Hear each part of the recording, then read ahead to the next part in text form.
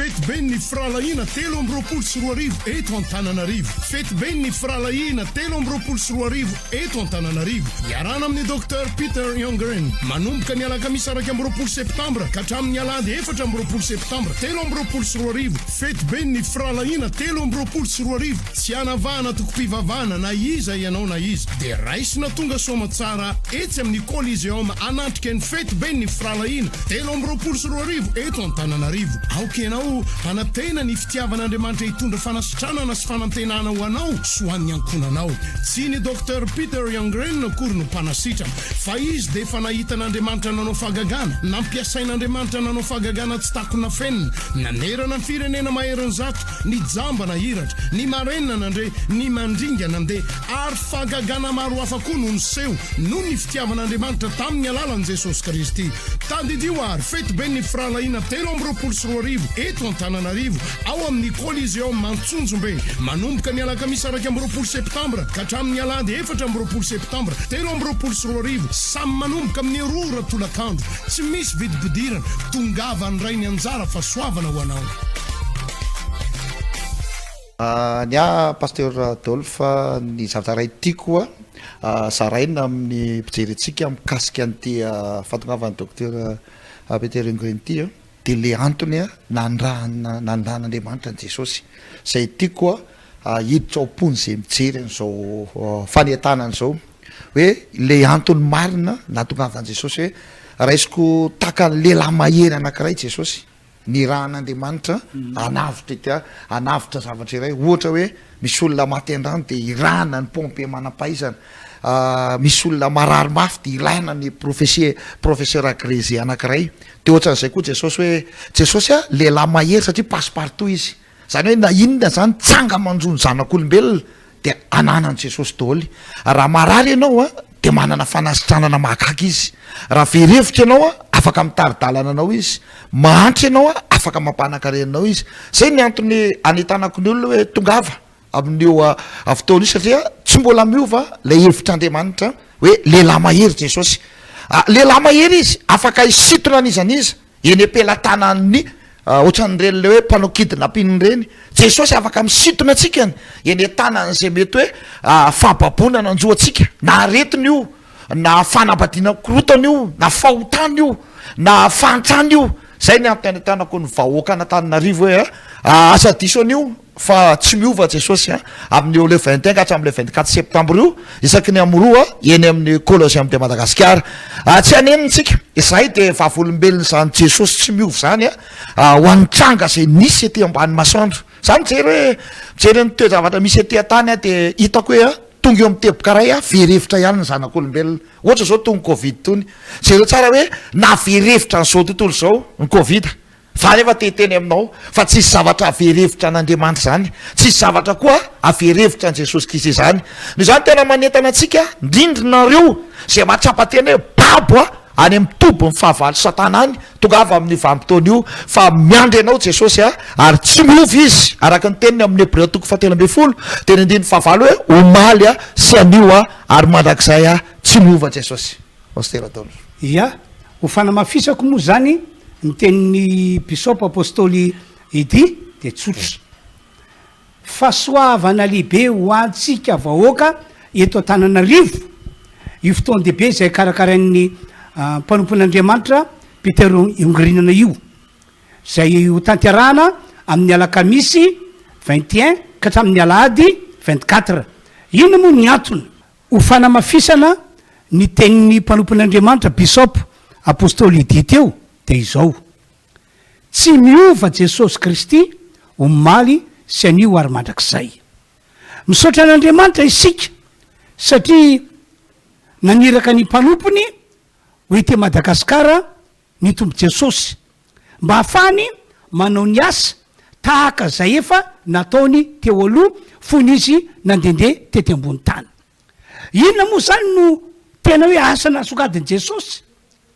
Voalohany amin'izany de ny fanasitranana ny olona zay marary, fanafahana ny olona zay voafatry ny fany ratsy. Ka inoko fa amin'io andro io dia hiasa tokoa Jesosy. Rovina moa zany io andro io ny alakamisy fa raiky am roapolo ny volana septambra, zoma fa 2 amby roapolo ny volana septambra, sabotsy fa 3 amby roapolo ny volana septambra, ary alahady fa 4 amby roapolo ny volana septambra, samy manomboka amin'ny 2 ratolakandro ny toerana etsy amin'ny Coliseum Atsonjombe. Iasa ao Jesosy, ary zany matokana amin'ny rahalahy miaraka manentana anareo vahoaka eto Antananarivo, eny mandidina ny tanànany Antananarivo mihitsy azy mba ho avy amonja ny fotoan-dehibe io, satria tsy hanenenanao mihitsy io fotoana io. Raisy hoe zao no androny tompo, zao ny lakolosy fitson'Andriamanitra anao mba ho avy, satria tonga ny fotoana anasitrana anao Andriamanitra, anafaka anao amin'ny herin'ny demony zay namatitra anao Andriamanitra. Izy mihitsy no hiasa mivantana amin'ny alalany mpanompona. Ary fanampin'izay tahaka manokana de tena vavolombelon'ny fisiany Jesosy sy ny tsy fiovany omaly sy anio ary mandrak'izay ny tenako, satria tao anatin'izay taona maro na mpanompon'Andriamanitra izay de nahita olona maro be amin'ny karazany mihitsy aho zay narary nanana olana tao anatin'ny fahaverizan-kevitra, kanefa dia magaga naseon'Andriamanitra ny mandriamanitra tsy to azy, naseon'Andriamanitra ny mampamonjy an Jesosy, ka hoy iaho hoe tongava tompoko, tongava aza raha tena mihitsy io fotoan-dehibe io mba tsy sinny fanenenanao. Zay tompoko no mba tena everiko hoe zavatra lehibe ty kapitaina, tsy fantatro ny mpanompon'Andriamanitra ato mbola manana olazaina amintsika rehetra. Angamba ny kely fotsiny sisany nisy fanontaniana misy telo moa zany ataon'ny olona eny rehetra eny enona hoe paster ety hoany ty fitoriana filazantsara foanareo isanandro zao ny olona rebirebenao. Ny antony de tsotra, mbola satana mbola tsy nakaretirety amin'ny fampijaliana sy fampahoriana ny olona.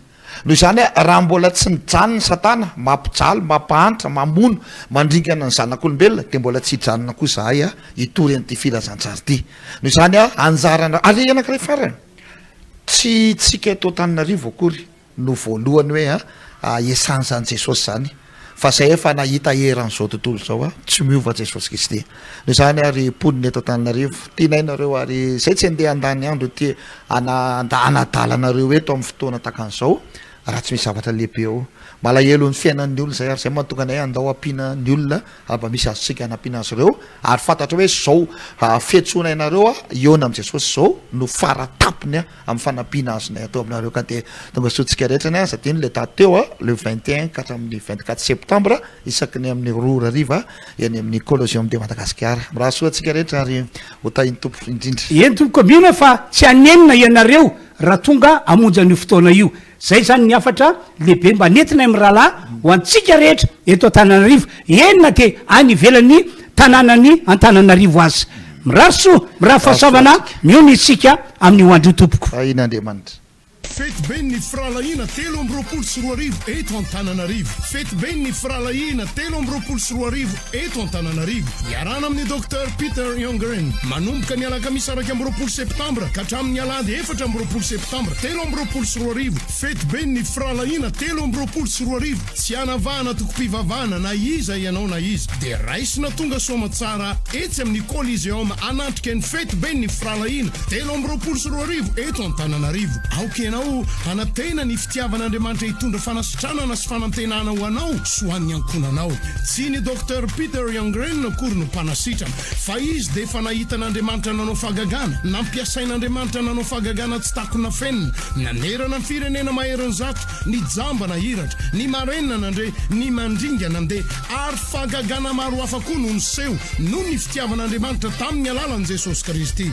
Tandidio ary fety be ny firalahiana 3 amby 24 eto Antananarivo ao amin'ny Coliseum Atsonjombe, manomboka ny alakamisy araky amby 20 septambra ka hatramin'ny alahady 4 amby 20 septambra 3 amby 24, samy manomboka amin'ny 2 ratolakandro. Tsy misy vidibidirana, tongava ny ray ny anjara fa soavana ho anao.